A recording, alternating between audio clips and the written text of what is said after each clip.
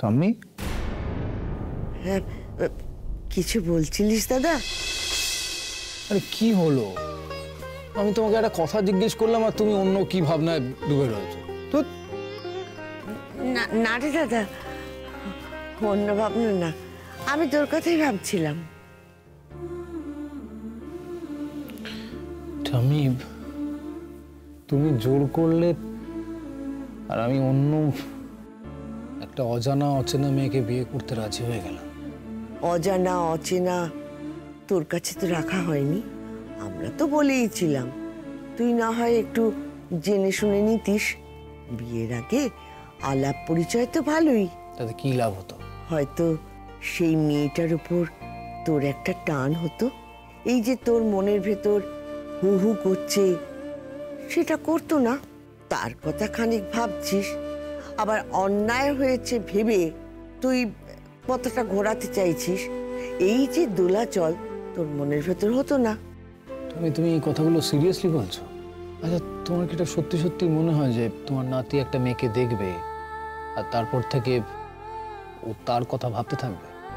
আমি এই বাড়িতে তুমি তো সব থেকে বেশি ভালো জানো, বেশি ভালো বোঝো আমার আর মেঘের সম্পর্কটা কেমন ছিল। তুমি তো জানো যে দিনের পর দিন আমি কি ভয়ানক যন্ত্রণার মধ্যে দিয়ে গেছি। তুমি তো জানো মেঘ আমার কাছে কি। মেঘ আমার গোটা অস্তিত্বের একটা অংশ। এটা আর কেউ না জানুক, তুমি তো সব থেকে ভালো করে জানো এটা। তারপরও তোমার মনে হয় যে আমি মেঘকে ভুলে গিয়ে অন্য একটা মেয়েকে। আমি না বিশ্বাস করতে পারছি না যে তুমি মেঘকে কি করে ভুলে গেলে এত তাড়াতাড়ি। ওরে বাবা রে, আমি সিরিয়াস হয়ে থাকি কি করে? পেটের ভেতর হাসি একবারে ঘর গড়িয়ে উঠছে। দাদু ভাই, আইবুড়ো ভাতের সময় তোকে কি বললাম তোর মনে নেই? জীবনে একটা জায়গায় আটকে থাকলে তো হয় না, এগোতে হয়। একটা সম্পর্ক সেটা ভেঙে গেলে সেটাকে নিয়ে বসে থাকলে তো চলে না। তুমি একবার ওই মেয়েটার কথা ভেবে দেখো না, যে মেয়েটা এত কিছু জটিলতা না জেনে আমাকে বিয়ে করতে রাজি হয়েছে। তার অবস্থাটা কি হবে সেটা তুমি ভেবে দেখেছো? সে যখন বুঝতে পারবে যে আমি তাকে কোনোদিন ভালোবাসবো না, আমি কি করে তাকে ভালোবাসবো? ঠাম্মি, অন্য কোনো মেয়েকে আমি কি করে ভালোবাসবো? ঠাম্মি, আমার ভালোবাসা তো শুধুমাত্র মেঘের জন্য। আমাকে উজাড় করে আমার সব ভালোবাসার অনুভূতি শুধুমাত্র মেঘের দিকে ছোটে। আমি অন্য কারোর কথা ভাবতেও পারি না। ওরকম মনে হয় দাদা, আস্তে আস্তে দেখবি তুই তোর বউকেই ভালোবাসছিস, হয়তো মেয়েকে ভুলেই যাবি। না, কোনোদিনও হবে না ঠাম্মি, সেটা কখনো হবে না। আর যদি সেটা কোনোদিনও হয়, জানবে আমি মরে গেছি। বেঁচে থাকতে তো সেটা হবে না। আমার শ্বাস প্রশ্বাস, আমার সবকিছু শুধুমাত্র মেঘ। তাহলে তাকে দূরে সরিয়ে দিলি কেন? আদালত তো তোদের সুযোগ দিয়েছিল একসাথে থাকার, থাকলি না কেন? তার কারণ আমার নিজেকে নিয়ে সংশয় ছিল। তাই আমার মনে হয়েছিল আমি আবার হয়তো মেঘকে কষ্ট দিয়ে ফেলবো, ওকে ভুল বুঝবো। হয়তো কাছে থাকলে সেই কষ্টটা তাকে দিতিস না, দূরে চলে গেলে যেটা তুই দিয়েছিলিস, হয়তো তোর ওই সিদ্ধান্ত তাকে বিরাট কষ্ট দিয়েছিল। ও আটকালো না কেন আমাকে? ও তো আটকাতে পারতো আমাকে। ও তো বলতে পারতো যে এই 6 মাসে আমি আরেকবার ট্রাই নিতে চাইনি, আমরা দুজন একসাথে থাকতে চাই, বা আমি তোমার সঙ্গে থাকতে চাইনি। এটা তো বলতে পারতো। বারে ছেলে, এখনো মনে মনে অভিমান পুষে রেখেছিস কেন? কেন বলবে সে? বলি তার আত্মসম্মান বোধ নেই? একবার ভেবে দেখতো দাদা, অন্যায়ের পাল্লাটা কার দিকে বেশি ভারী? আমি শেষ হয়ে যাবো ঠাম্মি, আমি শেষ হয়ে যাব। আমি একজনের সঙ্গে ঘর করব আর আরেকজনকে ভালোবাসবো। সবাই সব দিক থেকে অসুখী, আর আমি যেটা করব সেটাকে কি বলে ঠাম্মি? অ্যাডাল্টারি। আর হাউতাস করে কি করবি দাদা? তোকে তো আমি বলেইছিলাম মেয়েকে কি তুই বিয়ে করবি?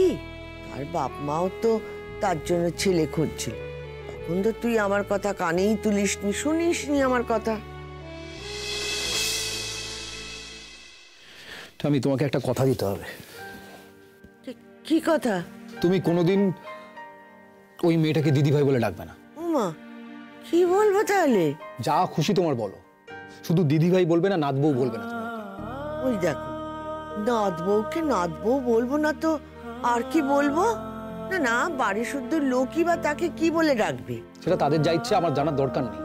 তুমি তাকে তার নাম ধরে ডাকবে, ঠিক আছে? দরকার হলে ডাকবে না, নতুন ডাক বানাবে, কিন্তু এই দুটো শব্দ উচ্চারণ করবে না, ব্যাস। মেঘ ছাড়া আর কেউ তোমার নাত বউ নয়, মনে থাকবে?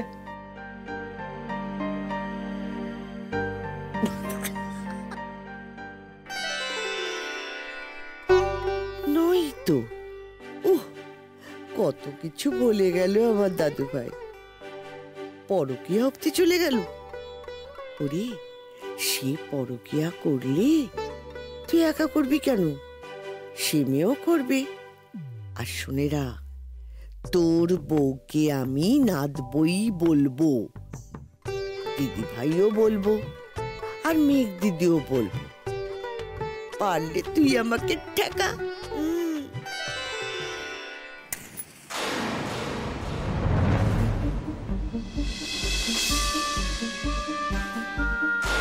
আমি তোমাকে একটা গান দিতে পারি।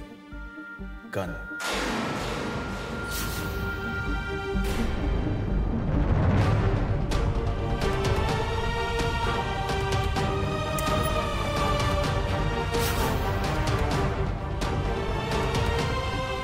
পুল দ্য ট্রিগার, মেঘ শেষ, ব্যাস। কি বলো?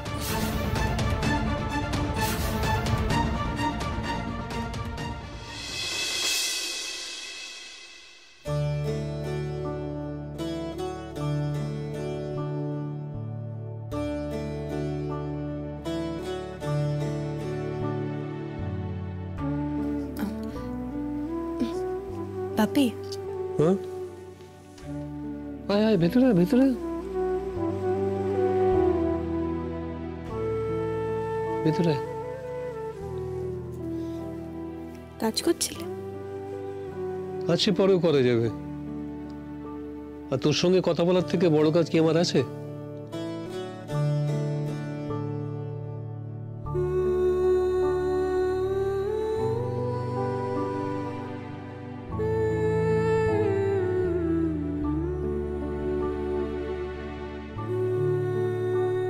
কি হয়েছে রে? মুখটা তো শুকনো কেন? না না, শোন, খিদে পেলে আমাকে বল, তোর পছন্দের একটা মিষ্টি নিয়ে আসি, টুকটুক করে খেয়ে নে, তোর মা জানতেও পারবে না। সেই ছোটবেলায় মনে আছে, যদি কখনো উপোস করার দরকার পড়তো, আমি লুকিয়ে তোকে মিষ্টি খাইয়ে যেতাম, মা জানতে পারতো না। আজও পারি কিন্তু। ছোটবেলাটা এত তাড়াতাড়ি কেটে যায় কেন গো বাপি? কাটে না রে, ভেতরে থেকে যায়। আমরাই সরিয়ে রাখি। সত্যি করে বল, খিদে পেয়েছে? না না, সত্যিই খিদে পাইনি। তোমার খিদে পেলে বলো, তুমিও তো উপোস করে আছো, আমি কিছু এনে দেবো? আমি উপোস করবো না? আমার মেয়েটা না খেয়ে আছে। আমি সমস্ত নিয়ম মেনে আমার মেয়েকে তার বরের হাতে তুলে দেব, তারপর আবার কন্যাদান করবো। করব। তোমার মেয়ে যদি আবার অচল পয়সার মতো ফিরে আসে, তাকে আবার বুকে জড়িয়ে ধরবো।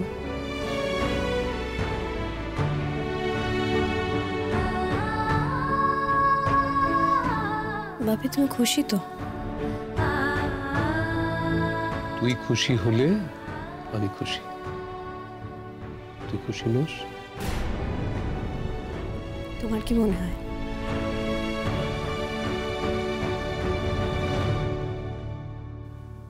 ভয়ে বলি না নির্ভয়ে বলি? নির্ভয়।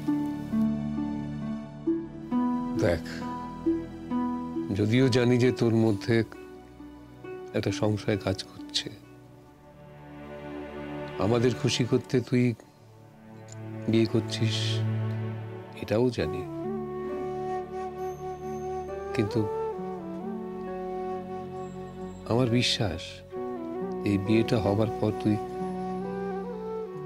সুখী হবি, তুই তার সঙ্গে আনন্দে থাকবি, ভালো থাকবি, দেখিস, বিশ্বাস কর।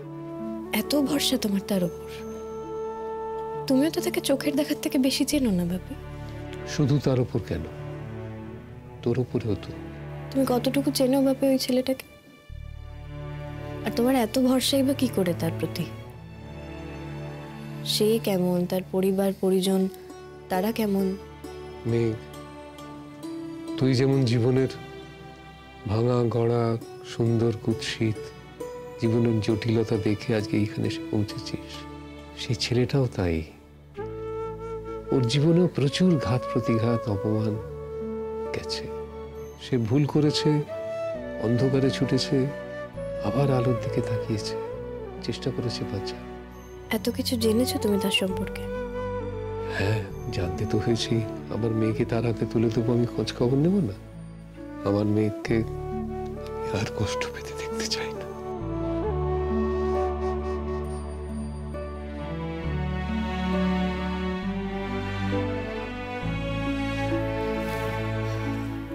মা খুশি তো? হ্যাঁ, মা খুশি, আবার খানিকটা সংশয়ও তো রয়েছে, কারণ সে তো নিজে সিদ্ধান্ত নিয়েছে। ভয় পাচ্ছে যদি কোনো গন্ডগোল হয়। তবে আমি তো সঙ্গে ছিলাম, তার পাশে থেকেছি, খোঁজ নিয়েছি। তুমি তো প্রথমে রাজি ছিলে না এই বিয়েতে, তাই তো? আসলে কি জানিস তো, তোর মা আর আমি একটা প্যাক্ট করেছিল যে মা যা সিদ্ধান্ত নেবে সেটা যদি খুব ভুল না হয় তাহলে আমি আপত্তি করব না, তোর মায়ের পাশে থাকবো, মেনে নেব। তবে সিদ্ধান্ত নেবার পুরো দায়টা তোর মাকে আমি দিচ্ছি না। আমি তো পাশে থেকেছি, সাহস দিয়েছি। আপত্তি করলে তো এগোতে পারতো না।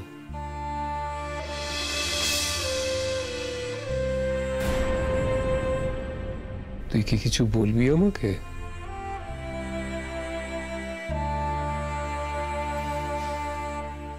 দাঁড়া,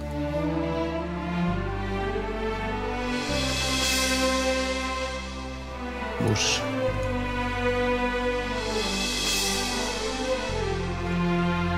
বল। আমার তোমার কাছে কিছু কনফেস করার আছে। হ্যাঁ বল না, আমি শুনছি। বাপি, আমি না জানি না আমার এই বিয়েটা করা উচিত কি উচিত নয়। বাপি, আমি না নীলকে ভুলতে পারছি না।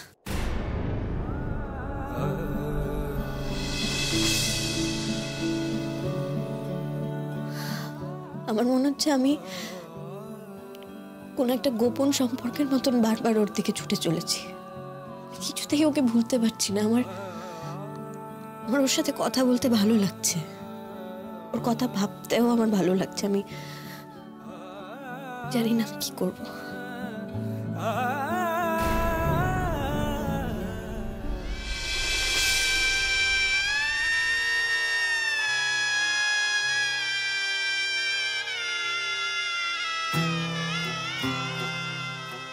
কাল রাতেও আমার নীলের সঙ্গে দেখা হয়েছিল। কাল রাতে? হ্যাঁ, জিষ্ণু আমাকে নিয়ে বেরোলো, বলছে নাকি গিফট কিনে দেবে।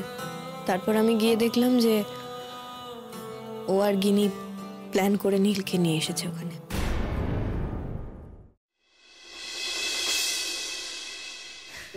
দিদিভাই ডাকছিলে? হ্যাঁ ছোট, ছোট বলছি যে এই জামা কাপড়গুলো একটু নীলের ঘরে দিয়ে আয় তো। আচ্ছা ঠিক আছে।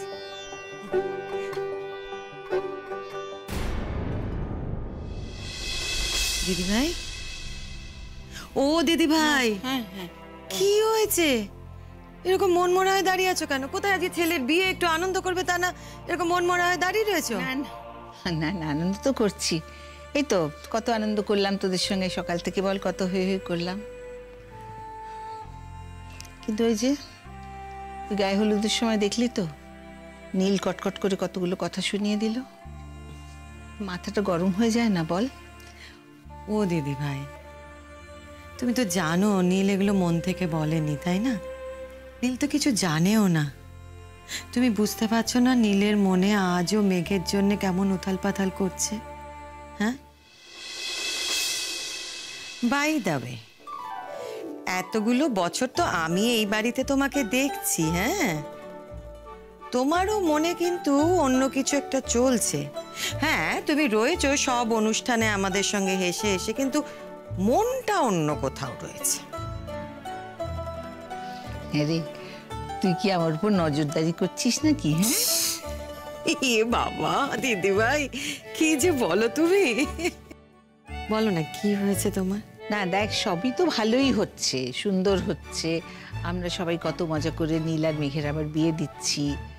আমি এটাও জানি যে বিয়ের মণ্ডপে যখন নীল আর মেঘ একে অপরকে দেখবে তখন ওরা আনন্দে পাগল হয়ে যাবে, সেটাও আমি জানি। এই পর্যন্ত সবই ঠিক ছিল, কিন্তু যখনই আমার মনে হচ্ছে যে এই এত ঘটনা কেন ঘটতে হলো, এত দূরত্ব কেন সৃষ্টি হলো, তখনই তো আমি নিজেকে কাঠগড়ায় দেখছি রে। এই যে নীলের দিল্লি যাওয়া, না ওর দিল্লি যাওয়া নিয়ে আমার কোনো দুঃখ নেই। আমি জানি ওটা অনেক বড় জায়গা, ওর এক্সপোজারের জন্য অনেক ভালো, সেসব নিয়ে আমার কিছু বলার নেই। ভালো কথা দিল্লি গেছে, কিন্তু যেভাবে ওকে যেতে হলো, যে কারণে ওকে দিল্লি যেতে হলো, সেটা আমি যখনই ভাবছি তখনই তো আমার মনে হচ্ছে এসবটার জন্য তো আমি দায়ী। মেঘ আর নীলকে যে এত কষ্ট পেতে হলো সেটার জন্যও তো আমিই দায়ী, শুধুমাত্র আমি। দিদি ভাই, কেন তুমি এই এক কথা ভেবে মনমরা হয়ে রয়েছো বলো তো? ভুলটা তো তুমি একা করোনি, আমরা সবাই ভুল করেছি। আমরা সবাই মেঘের থেকে ময়ূরীকে বেশি ভরসা করেছি। ও যা বলেছে, যেমন ভাবে বলেছে, আমরা পুরোটা ওকেই বিশ্বাস করেছি, ওকেই ভরসা করেছি। আর আমি আমার ছেলেটার থেকে বেশি ভরসা করেছি ওই মেয়েটাকে। আমার তো গর্ব ছিল না। মেঘ আমাদের এই বাড়িতে কি অসম যুদ্ধটা লড়েছে বলতো? কতগুলো দিন ও কি অমানসিক অপমান সহ্য করে মুখ বুজে রয়ে গেছিল, কিন্তু আমি আমার ইগোর খোলস ছেড়ে তো বেরিয়ে আসতে পারিনি। কারণ আমার তো গর্ব, আমি তো জানি যে আমি যা বলি সেটাই ঠিক, আমি ভুল হতে পারি না, আমি মানুষ চিনি। আমার এত অপরাধী লাগছে না রে ছোট নিজেকে। দেখ, মেঘ আসছে, মেঘের মুখোমুখি তো আমায় হতেই হবে। তখন এই অতীতের কথাগুলো তোর মনে ভেসে উঠবে বল? না দিদি ভাই, উঠবে না। মেঘ সেরকম মেয়েই নয়। আচ্ছা, আজকে ছেলের বিয়ে, কোথায় আনন্দ করবে, কেন এই সমস্ত কথা বলছো বলো তো? কেন এই সমস্ত কথা মনে আনছো তুমি? আমি ওদের ওপর খুব রাগ করেছি জানো।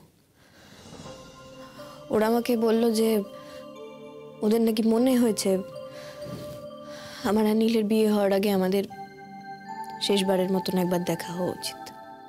আমি ওদের ওপর রাগ করেছি বলে ওরা আমার কাছে ক্ষমাও চাইতে আসলো, এই তো গায়ে হলুদের আগে। তখন আমি বললাম রাগের মাথায় যে আমি বিয়ের পর ওদের সাথে আর কন্ট্যাক্ট রাখবো না, নীলের সাথে আর কন্ট্যাক্ট রাখবো না। কিন্তু ওদের আমি সব বললাম বাপি, শুধু কি বলতো, নিজের মনের কাছেই সত্যিটা অস্বীকার করতে পারলাম না। আমার যে সত্যি ভালো লেগেছিল ওইটুকু সময়ে নীলের সাথে দেখা হয়েছে, তাই সেদিন শপিং করতে গিয়েও আমার নীলের সাথে দেখা হয়েছিল, কথাও হলো। আমি ওকে এটাও বললাম যে আমাদের আর কন্ট্যাক্ট রাখা উচিত হবে না। আমি তো তাহলে একজনের জন্য আরেকজনকে চিট করছি, আরেকজনের সঙ্গে বিশ্বাসঘাতকতা করছি। আমার আর কয়েক ঘন্টার মধ্যে যার সঙ্গে বিয়ে হতে চলেছে তাকে তো আমি চিটই করছি, তাই না? সেটা তো আমি ঠিক করছি না বাপি। আমার কি করা উচিত আমি বুঝতে পারছি না। আমার কি তাকে সব সত্যি বলে দেওয়া উচিত? হ্যাঁ, তো যদি মনে হয় তো বলবি, অকপটে বলবি সবটা, যেমন আমাকে বললি। সেও হয়তো তার কিছু কথা বলবে, সেও তো একটা সম্পর্কের মধ্যে দিয়ে গেছে। হয়তো তোর এখন মনের যে অবস্থা, সেও ওই অবস্থার মধ্যে দিয়েই যাচ্ছে। ভাবি আমি কেন পারছি না বলো তো নীলকে আমার মন থেকে সরিয়ে দিতে। নীল তো আমার সাথে কত খারাপ করেছে, আমাকে কত অপমান করেছে। আমার তো ওর ওপর রাগ করে থাকা উচিত, তাই না? আমার তো অভিমান করে থাকা উচিত। তুমিও তো নীলকে দূর করে দিয়েছিলে, কিন্তু তাও আমি ওকে মন থেকে সরাতেই পারছি না। মানুষের মন বড় জটিল জায়গারে। তবে তুই নীলকে মাপ করতে পেরেছিস, তুই হয়তো বিশ্বাস করেছিস যে তোর ভালোবাসা নীলকে সত্যি সত্যি বদলে ফেলেছিল, বদলে দিয়েছে। নীলের যে ক্ষুদ্রতা, তার থেকে তাকে বার করে এনে তার একটা উত্তরণ ঘটিয়েছে, মানসিক উত্তরণ। আর সেই জন্যই হয়তো। আমি কি সারা জীবন এই হাহাকার নিয়েই কাটিয়ে দেবো বাপি? আচ্ছা, আজ তো নীলেরও বিয়ে। আমার তো এটা ভেবে অ্যাটলিস্ট ওকে ভুলে যাওয়ার চেষ্টা করা উচিত, কিন্তু আমি তো পারছি না।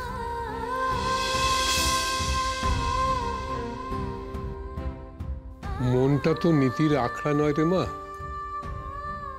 মনটা কেমন জানিস? পাহাড়ি ঝর্ণার মতো, নদীর মতো বয়ে যায়, কখন যে কি বাঁক নেয়। এত অপরাধবোধ মনের মধ্যে রাখিস না, এগিয়ে যা সামনে। জীবন যেমন ভাবে আসছে তাকে অ্যাকসেপ্ট কর। দেখবি হয়তো তোর পরম ভালো লাগাটা ওখানেই লুকিয়ে আছে।